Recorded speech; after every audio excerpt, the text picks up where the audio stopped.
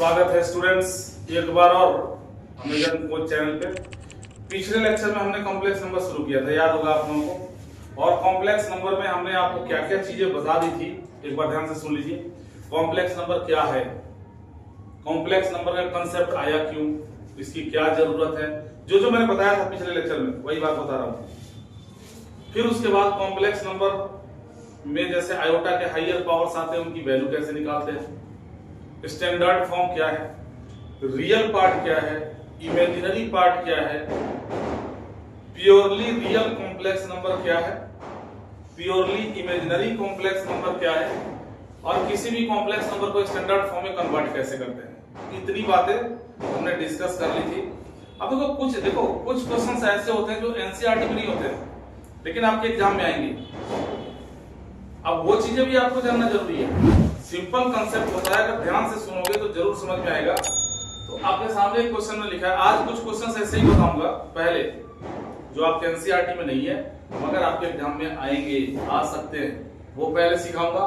उसके बाद हम आगे बढ़ेंगे, मल्टीप्लिकेटिव इनवर्स सिखाएंगे, मॉडुलस सिखाएंगे, कंजुगेट सिखाएंगे। क्योंकि अब सिलेबस रिड्यूस कर दिया तो कॉम्प्लेक्स नंबर तो छोटा हो गया। ये मल्टीप्लिकेटिव इनवर्स मॉडुलस और कंजुगेट जब सिखा देंगे तो कॉम्प्लेक्स नंबर हो जाएगा खत्म। उसके बाद इसके 4-5 स्पेशल प्रॉब्लम्स बताएंगे, आपके सीबीएसई का काम चल जाएगा। सीबीएसई बोर्ड एग्जाम में जो आपके फाइनल एग्जाम में क्वेश्चंस आएंगे वो इन्हीं में से आएंगे, गारंटीड। जो मैं पढ़ा रहा हूँ वीडियो देख लो, जाके कर दो। लेकिन अगर हायर लेवल तक जाते हो, एनडीए या जेईई की तैयारी करते हो तो फिर कुछ एक्स्ट्रा पढ़ना पड़ेगा, उनके वीडियोज हम अलग से डालेंगे। फिलहाल देखिए, आज जो हम आपके लिए क्वेश्चन लेके आए हैं, अंचल ध्यान तुम्हारे यहाँ पे रहता नहीं है, कभी भी मोबाइल में ध्यान रहता है।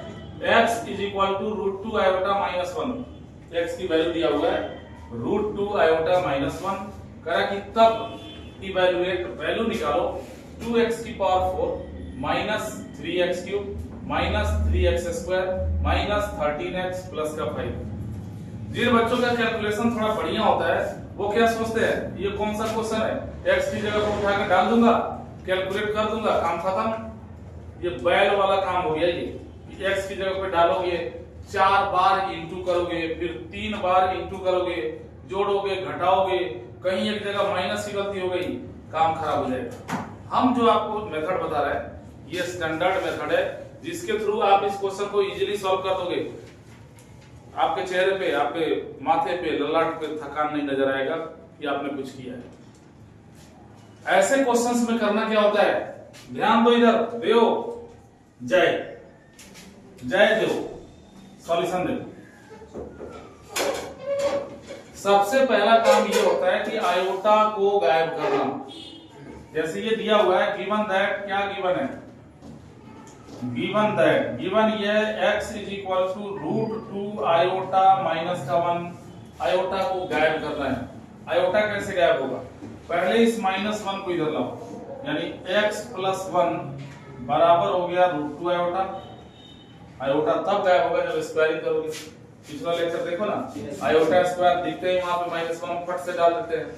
तो आयोटा को अगर गायब करना है तो यहां से स्क्वायरिंग कर दो, स्क्वायरिंग बोथ साइड्स। इसका स्क्वायर करो, a + b का होल स्क्वायर, एकदम से a² + 2ab + b² और जब इसका स्क्वायर करोगे तो क्या बनेगा, 2 आयोटा स्क्वायर। और आयोटा स्क्वायर की वैल्यू कितनी होती है, एकदम सही, आयोटा पढ़ के आया सब। आयोटा स्क्वायर -1 होता है, इसी -1 को यहां डाल दो तो बन जाएगा x² + 2x + 1 = -2। समझो मैं क्या कर रहा हूं, जो कर रहा हूं कैलकुलेशन से जो बचा रहा हूं उस बात को समझो। अब इस -2 को जब इधर लाओगे तो क्या बनेगा, x² + 2x प्लस का 3 बराबर 0, इसे मान लो फर्स्ट। बच्चों एक होता है rule of division. Rule of division क्या होता है, जैसे मान लो यहां कोने में समझा देता हूं, थोड़ी दूर में समझा देता हूं।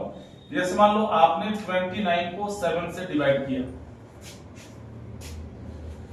जब 29 को 7 से डिवाइड करोगे, 7 4 जा हो गया 28, रिमाइंडर बच गया 1, इसे हम बोलते हैं क्वोशिएंट, ये हो गया रिमाइंडर, इसे हम क्या बोलते हैं, हाँ, और ये क्या होता है, डिविडेंड।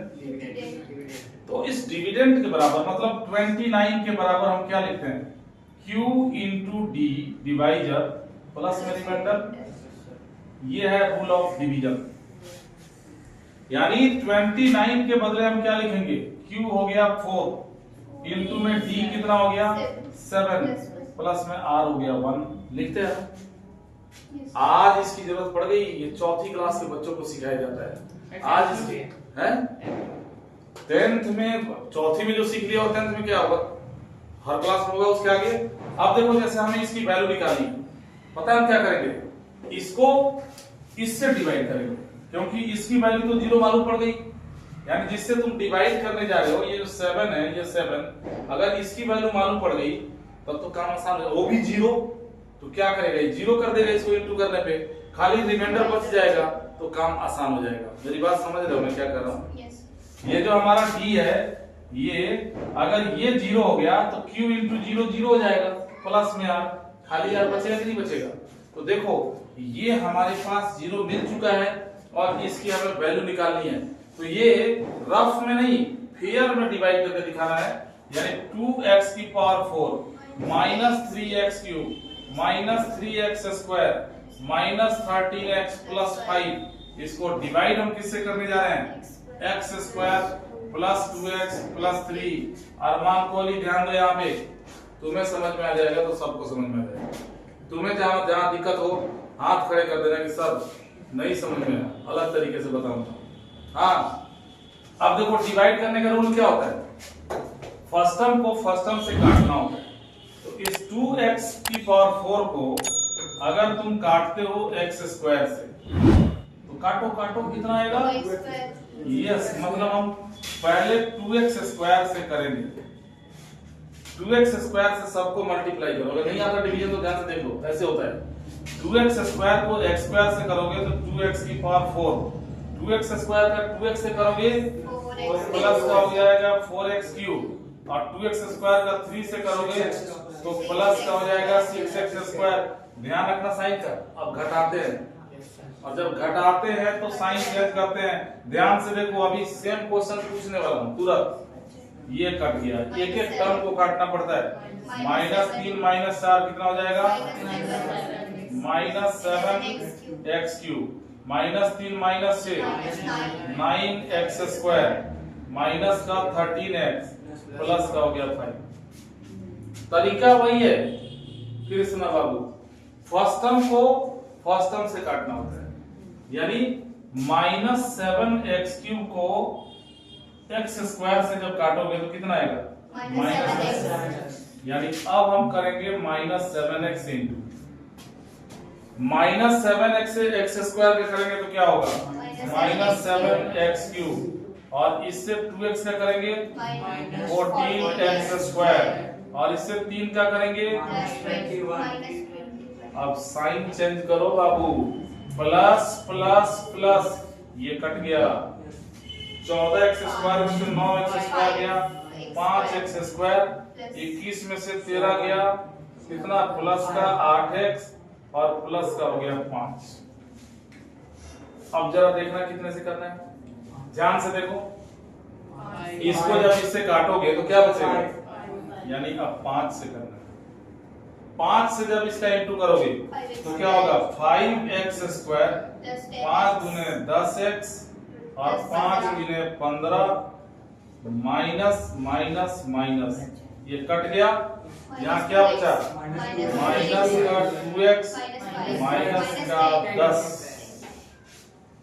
देखो मैंने जानबूझ के क्वेश्चन ऐसा बनाया कि कुछ x बचे। यार तुम्हारे एग्जाम में अगर क्वेश्चन आएगा तो रिमाइंडर कोई डिजिट बचेगा, खाली डिजिट बचेगा, और रिमाइंडर अगर डिजिट बचेगा तो वही तुम्हारा आंसर होगा। वही क्यों आंसर होगा, अब दिखाते हैं ना। अब ये रूल ऑफ डिवीजन लगा दो, आपको वैल्यू किसकी निकालनी थी, इसकी। तो क्या लिखोगे, according to the rule of division 2x raise to the power 4, या लिखोगे नाउ अब 2x raise to the power 4 minus 3x cube minus 3x square minus 13x plus 5 का वैल्यू कितना होगा,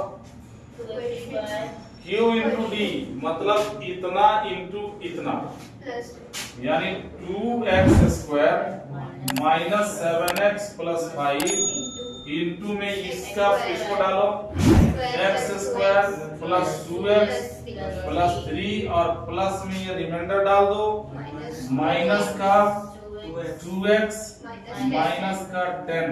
अब इसका फायदा उठा लो क्योंकि इसकी वैल्यू ऑलरेडी हम 0 ला चुके हैं। तो जब आप इसकी जगह पे 0 डाल दोगे तो ये तो सारा 0 हो जाएगा, तो ये हो जाएगा 0, बच जाएगा माइनस 2x माइनस 10।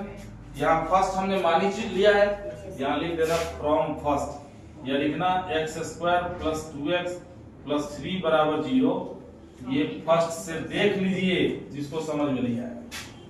अब 2x माइनस 10 बचा तो अब हमारा कैलकुलेशन आसान हो गया। x की वैल्यू अब उठा के डाल दो, यानी माइनस 2, x की वैल्यू कितनी है अंडर रूट 2 आयोटा माइनस 1 और माइनस का 10। सॉल्व कर लो, अब तो कोई कैलकुलेशन नहीं करना है। माइनस 2 रूट 2 आयोटा प्लस का 2 माइनस माइनस प्लस का 2 माइनस का 10, यानी माइनस 2 रूट 2 आयोटा माइनस का 8। ये रहा हमारा आंसर। ऐसे क्वेश्चंस आप अगर अच्छे स्कूल में पढ़ते हैं तो वहां भी आ सकता है, गवर्नमेंट स्कूल के पेपर में भी आता है, एनडीए के एग्जाम में भी आता है। इस लेवल का क्वेश्चन जेईई में नहीं आता, एनडीए तक जरूर आता है। क्या आप लोगों को समझ में आया हमने क्या किया? आ गया समझ में? तो इस टाइप के क्वेश्चन को सॉल्व करने का तरीका यही होता है, इसे ध्यान रखिए और फाइनल एग्जाम को ध्यान में रखते हुए इसको जरूर एक बार खुद से सॉल्व करके देखिए कि मैंने आपको क्या बताया था। ओके।